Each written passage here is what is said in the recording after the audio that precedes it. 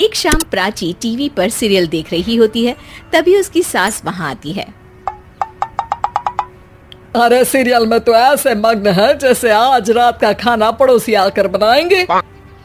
मुझे पता ही नहीं था आपने अपने बेटे की शादी पड़ोस में भी की हुई है। हैं? मतलब?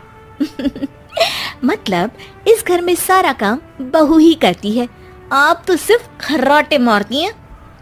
अच्छा जी, फिलहाल तो तुम आराम फरमा रही हो, चलो जाओ, ये मेरे टीवी देखने का समय है। आहा, इसीलिए मुझे भगाया जा रहा है। सॉरी, अब तो बिल्कुल नहीं जाऊंगी। प्राची की इस बात पर दोनों सास बहू के बीच टीवी रिमोट के पीछे बच्चों जैसे छीना झपटी शुरू हो जाती है, जिसके बीच श्लोक भी काम से घर वापस आ जाता है। हाँ, आज मेरी चूहे बिल्ली की जोड़ी किस बात पर झगड़ रही है? अरे तेरे बीवी मुझे टीवी ही नहीं देखने दे रही। अरे तुम्हारी मम्मी मुझे खाना बनाने के लिए फोर्स कर रही है। अरे वाह, ऐसे बेतुके रीजन पर तो बच्चे भी झगड़ा नहीं करते। अरे मुझे कुछ मत बोल, सब इसने ही शुरू किया है। हाँ हाँ, जैसे आप तो बहुत दूध की धूली है ना। अरे बस, दोनों चुप। प्राची जाओ, खाने की तैयारी करो। और माँ तुम छोड़ो, तुम्हें क्या बोलूं, शांति से अपना सीरियल देखो, मुझे दोबारा लड़ने की आवाज सुनाई नहीं देनी चाहिए। ऐसा बोलकर श्लोक वहां से चला जाता है, जिसके पीछे पीछे प्राची भी कुछ न कुछ चली जाती है। हाँ हाँ, सासू जी को तो कुछ बोलेंगे ही नहीं, बस मुझ पर ही हुक्म चलता है, खाना बनाओ, जैसे मैं इनके घर में खाना बनाने के लिए आई हूँ। इसी तरह शाम बीतती है और रात को श्लोक और प्राची की सास खाना खाकर सोने चले जाते हैं, लेकिन प्राची गुस्से में कुछ खाए बिना काम में ही लगी रहती है। इस घर में किसी को घंटा फिक्र नहीं पड़ता मैं खाऊं या भूखी रहूं। प्राची कुछ देर के लिए रसोई से बाहर जाती है और जैसे ही वापस आती है तो वहां दूध का भरा ग्लास देखकर हैरान रह जाती है। फिक्र पूरी है, बस दिखाना नहीं है। प्राची दूध पीकर सोने चली जाती है। एक बार फिर सास बहू का कार्टून नेटवर्क स्टार्ट हो जाता है। ये तुमने ही किया है। अरे अजीब जबरदस्ती है, मैं बोल रही हूँ मैंने कुछ नहीं किया। दोनों ने मिलकर पूरे घर को पागल खाना बनाया हुआ है। यहाँ कोई नॉर्मल इंसान तो रह ही नहीं सकता, इसीलिए अब पड़ोसी क्या रिश्तेदार भी घर आने से कतराते हैं। और सुन बेटे, तू भी चंगा, तेरी माँ भी चंगी, तेरी बीवी भी चंगी, रिश्तेदार। हाँ जी, आपको नहीं पता क्या, गंगाधर ही शक्तिमान है, रिश्तेदार ही। हाँ हाँ, बस समझ गया।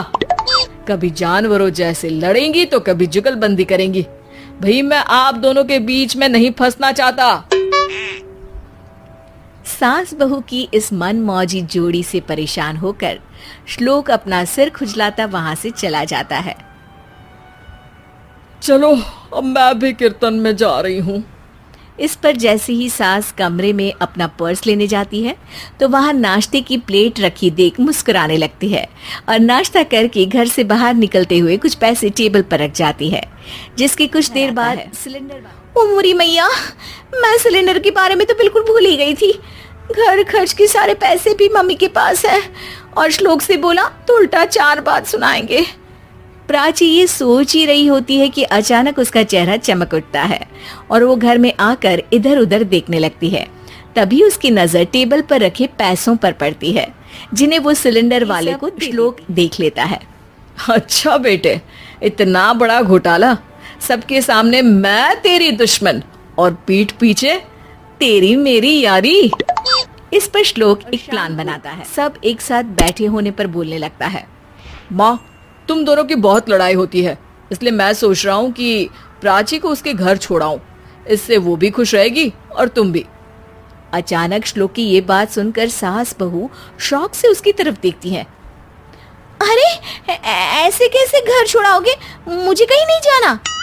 अरे तुमने बोला नहीं पर मैंने सुन लिया, तुम्हें मम्मी के साथ रहना अच्छा नहीं लगता, मुझे पता है। अरे वाह, अरे जब बहू खुद कुछ काम बोले तो वो तुझे सुनता नहीं, और अब जो इसने बोला ही नहीं वो तू समझ गया। जब उसे नहीं जाना तो फिर जबरदस्ती क्यों कर रहा है? अच्छा, फिर आपको मौसी के घर छोड़ाता हूँ। बस अब आप दोनों एक घर में एक छत के नीचे नहीं रह सकती। मैं इस टॉम एंड जेरी की जोड़ी को और नहीं झेल सकता। है? ऐसे कैसे नहीं रह सकते?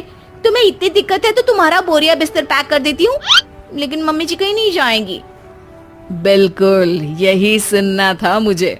अगर दोनों में इतना ही प्यार है फिर हर वक्त ये लड़ाई का नाटक क्यों करती हो?